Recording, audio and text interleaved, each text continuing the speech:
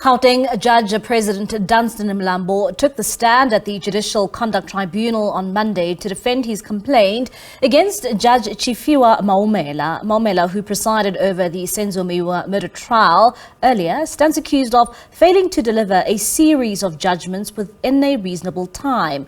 Maumela, along with Judge Nomonde Mngqibisa-Thusi, have been suspended pending the outcome of the tribunal inquiry. The Judicial Conduct Tribunal is looking into 38 reserved judgments made by Maumela between 2012 to 2022. After years of failing to see any improvements, Gauteng Judge President Mlambo lodged a complaint of incompetence and misconduct against Judge Maumela to the Judicial Services Commission because he was at the end of his tether. He says since 2012, Judge Maumela would reserve judgments for an unjustifiably long time. He gave an example of one reserve judgment which took nearly 5 years to finalize by Maumela. Mlambo says by 2013 he'd received at least 8 complaints against Maumela. When he asked Maumela why he'd taken so long to finalize the judgments against the cases that he'd heard, Maumela told him it was because his laptop had crashed. This is one of those instances where people say they've lost faith in the justice system. If they are told when the judgment would come, it doesn't come, and they are given more occasions like that, and the judgment does not come. It leads to that attitude on litigants. And as JP of the division, I feel embarrassed that it happened under my watch. Judge Mlambo said Maumela failed to give him a reasonable explanation as to why his judgments were taking so long. That's what fortifies my view, that he's made himself guilty of gross incompetence, clearly incompetent. And when you look at the quality of those judgments, I mean, there's that 9-page judgment that we spoke about, which took him 4 to 5 years to write. And the issues involved are not issues that would justify that length of time. Mlambo further added that he did not want Maumela to conduct the Senzo Meyiwa matter after the pre-trial hearings. Maumela was informed of this but chose to go ahead with it regardless. We had to decide who we allocate that trial to. And me and the DJP, we agreed that he was not to do that trial. And that once he had case managed to trial ready status, he was to revert to us so that we could decide who we allocate that matter to.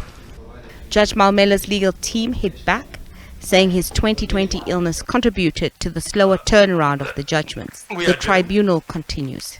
Nozintombi Mia, SABC News. To unpack this a bit more further for us, we're now joined by Sinawo, Makangela, a legal analyst and director at Makangela Mtungani Inc. And he joins us via our video link. Sinawo, thank you so much for your time this evening here in SABC News. Let's start off here first. What do you make about the initial complaint that was laid by the Judge President? Thanks, Bali. Good evening to the viewers as well. This paints a very bad picture that one, communication is very bad in this whole incident. If you can hear what the JP is saying, there was never a communication from the concerned judge, that is Judge Maumela. He never advised the JP of his situation, and he had to come through for him at all times. He could not get hold of him through the emails. There were no responses, the telephone calls, until he had to call other colleagues in order for him to get hold of Judge Maumela so that he can understand what actually is happening with the judgments that have been outstanding. So clearly, fundamental, one of the issues here of concern is the issue of communication from the side of Judge Maumela. And looking at his testimony, that be of the Judge President, and, you know, one would ask, is he justified for bringing this complaint before the tribunal? And also pointing out something that he pointed out today is that it took Judge Maumela 5 years to conduct a judgment that was only 5 pages long. So would you say that he was justified for bringing this complaint? Bali, if there is no communication, what other option would have been available? Because remember, one of the fundamental issues that is raising, there's a question of power relations that would have been at play. Practitioners that are involved have written to him complaining about the outstanding judgments, long outstanding judgments. He then says, gentlemen, report this matter to the JSC. They say, well, we can't. We're going to report this matter that involves A. Tomorrow I've got other 10 matters. They will appear before the same judge. Am I not going to be victimized? So practitioner said, well, we can't take this matter any further. Now he says he has a duty. And if you look at what is called the norms and standards that were gazetted in 2014, indeed, as the head of court, he has an obligation from his side to take some steps, reasonable steps, to ensure that this matter is being attended to. You know, the sad part is that one of the litigants passed on. He was waiting for the judgment. I mean, if you speak about access to justice, it does not mean the door must be opened and then you don't go out of that court. Get in court and come out with a judgment. For a matter to be heard and there's no judgment, there's no access to justice there. So this principle of access to justice means you must be heard and your matter be resolved expeditiously. You must be given a decision once your matter is heard. Absent a judgment, it's like your matter has not been heard. So there's no effect to that principle of access to justice. So yeah, I think as the judge puts it, that practitioners came, they were scared to report, fear of victimization. He had to take it upon himself as the head of the court because there is no communication. Yeah. I think it's fair enough as well, because if you hear him, he says other colleagues will say no, but we don't think it's the right thing to do. You report a colleague, but he says, I've asked Justice Rowling or somebody who's closer to him, can you please talk to him? Can you please do that? Still nothing was happening. What is happening with those litigants who have no powers against this powerful individual who's called a judge, who can't deliver a judgment? So I think in the circumstances, this is the only option that the JB had. And I think it's fair for him to bring this matter before this forum. Also quite concerning. I mean, you point a lot to the fact that it seems as if there was never communication between these two judges, especially between Judge Maumela and the JP. And wanted to also ask, when you look at the length of this investigation from 2012 to 2022, I mean, that's 10 years. Why would it take so long just to take action against the judge? Well, Mbali, you've been having these questions. You know, recently, the country has made history by removing a judge, that is the former JP of the Western Cape, Judge Tshifhiwa. There are processes that are involved in this whole thing. As you can see, the difficulties, firstly, were that practitioners who understood that judgment has to be delivered within 3 months, they complained, but could not take their complaint any further. Were advised, take it further, they could not, until the JP had to come in, engage his deputies, engage other colleagues. So remember that process. Engage other colleagues, wait for him. He's in another division in Mpumalanga. He must come back, talks to him, gets this explanation. So that back and forth till 2022. You can imagine. But thanks that finally something has been done. Just think about an ordinary man on the street. Yeah. Think about that rough claim.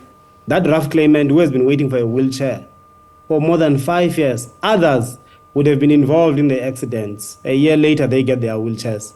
But he's always having those questions. What is happening with my matter? What is happening with these courts? So I think he's vindicating this issue of he's trying to protect the integrity of the judiciary by bringing this matter to the fore. Surely, should this, complaints of this nature come forward again, perhaps there will be some measures to speedily deal with these issues. And it brings me to the famous saying that justice delayed is justice denied. What does this say about our judiciary if we have delays of 5 years when, like you're saying, that people are waiting at home and they are waiting for that all-important judgment? In fact, is vindicating that principle, the JB of Gauteng, by doing this thing. But for that family that lost their loved one, who was waiting for the judgment of his case, justice in that family does not exist. No matter how you can try to explain to them that their matter was heard, it took 5 years for a judgment to be delivered.